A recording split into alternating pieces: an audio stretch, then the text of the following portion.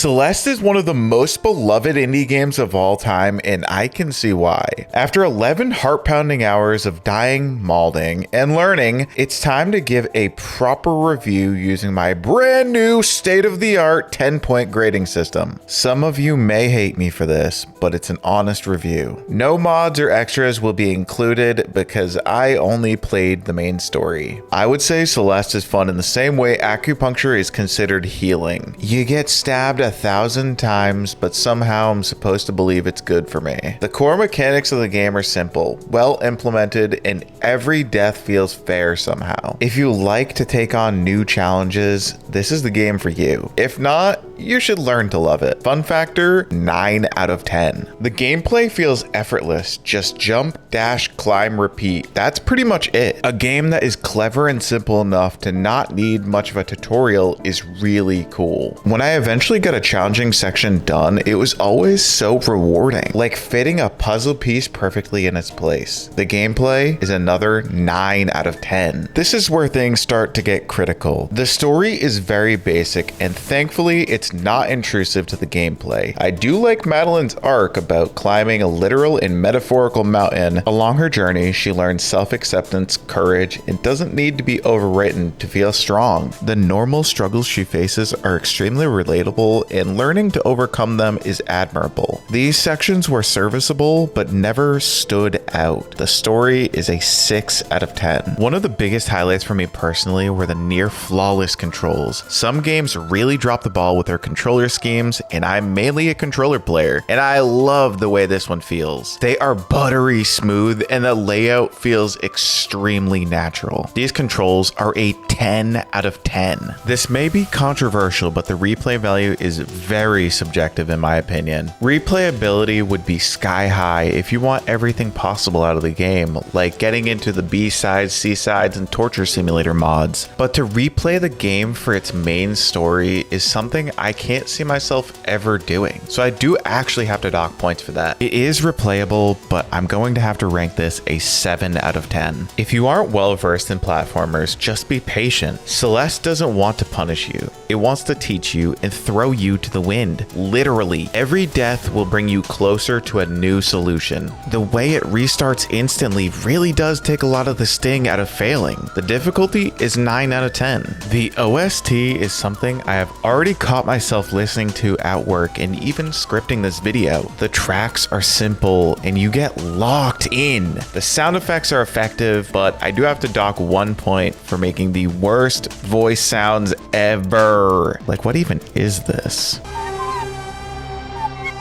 Sound design is a 9 out of 10. This game is really shaping up to be something special. That being said, the largest issue I had with this game was its pacing. It holds back the score for me. I understand the scattered nature of its difficulty curve. Different movement patterns will be easier for some than others, and vice versa. The most painful section of the game for me was the wind, not even the end of the main story. I'm sorry, but the pacing is a 5 out of 10. The art style of this game is gorgeous, unique and vibrant pixel art that has so much soul. The animations are fluid and breathe emotion. Sometimes you don't need blockbuster Unreal Engine 5 graphics. You just want it to be simple and stylized. The art style is very strong with a 9 out of 10. This game doesn't reinvent the platformer genre, but it does the genre justice. The innovation is more about the gameplay mechanics. Modders have shown us that the sky is really the limit with the mechanics implemented within this game. The innovation is going to be a strong 8 out of 10. Fandom bonus. Streaming Celeste was a mixed bag. Like many beloved games, the fan base is very passionate, sometimes to a fault. Some viewers were kind, encouraging, and genuinely supportive, and seriously, from the bottom of my heart, thank you. But others were overly critical to the point of toxicity. I understand that people care deeply about this game, but newcomers should not be punished for trying. This doesn't reflect on the game's overall quality, but it does impact the experience of playing these games live. A great community should help others fall in love with the game they care so deeply about, not gatekeep it. The fandom bonus will be 0. Celeste is a beyond phenomenal game. If you're looking for a meaningful challenge with a heart of gold, this game scores insanely high with an 81 out of 100, which means it's a must-play game. You have to go try this for yourself.